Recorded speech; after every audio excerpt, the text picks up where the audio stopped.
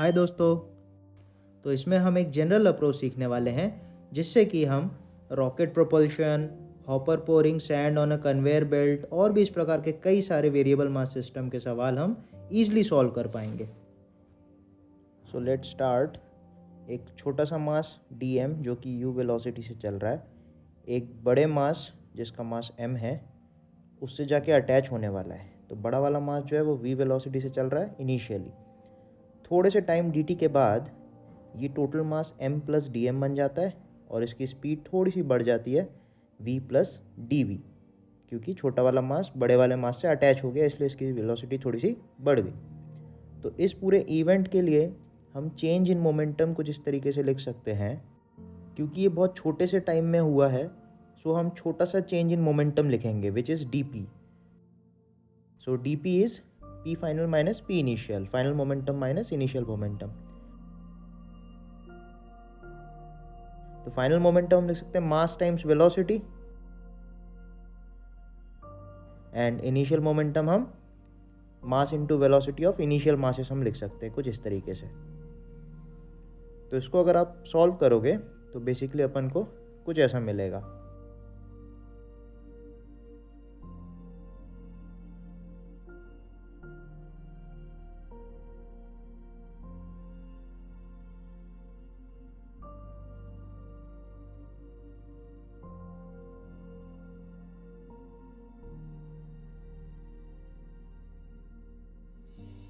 तो यहाँ पे अपन देख सकते हैं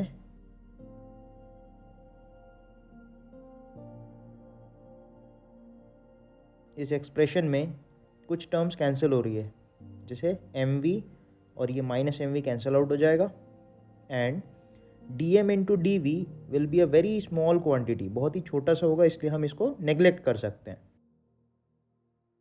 तो फाइनली हम लिख सकते हैं dp equals m dv minus dm times u plus dm times v, और इसको हम थोड़ा सा ब्रैकेट्स में लेके कुछ इस तरीके से भी लिख सकते हैं।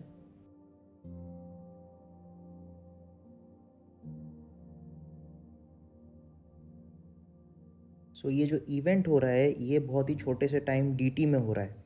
तो मैं अगर इस पूरे एक्सप्रेशन को दोनों तरफ dt से डिवाइड कर दूँ, so what will get is we will get dp by dt equals m dv by dt minus u minus v in bracket dm by dt।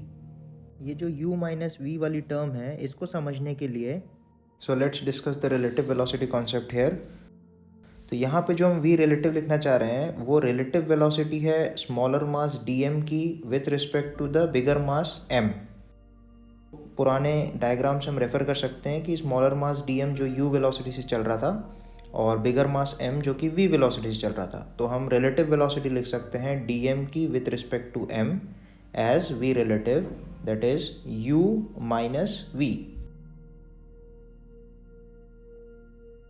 तो गाइज अभी तक हमने ये देखा कि हम dp बाई dt को लिख सकते हैं m dv by dt minus v minus u को अपन v रिलेटिव लिख सकते हैं इंटू dm बाई dt। अब चलो देखते हैं ये एक एक टर्म हमें क्या क्या बताती है, लेट्स डिस्कस इट। तो dp बाई dt हमें ये बताता है it is the sum of all the external forces that is acting on the mass m।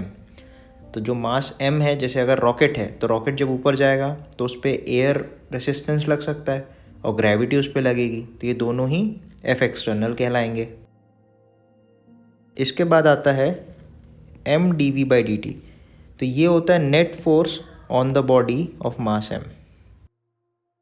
और ये जो तीसरी टर्म है ये हमें बताती है कि किस रेट से momentum is being transferred, momentum is transferred between जो छोटा मास है और जो m मास है, इन दोनों के बीच में मोमेंटम का ट्रांसफ़र किस तरीके से हो रहा है। जैसे अगर आप सोचते हो कि एक रॉकेट ऊपर जा रहा है तो उस केस में रॉकेट से जो गैसेस निकलेंगी वो एक मोमेंटम इम्पार्ट करेगी किसको, रॉकेट को, जिसको अपन थ्रस्ट फोर्स बोलते हैं।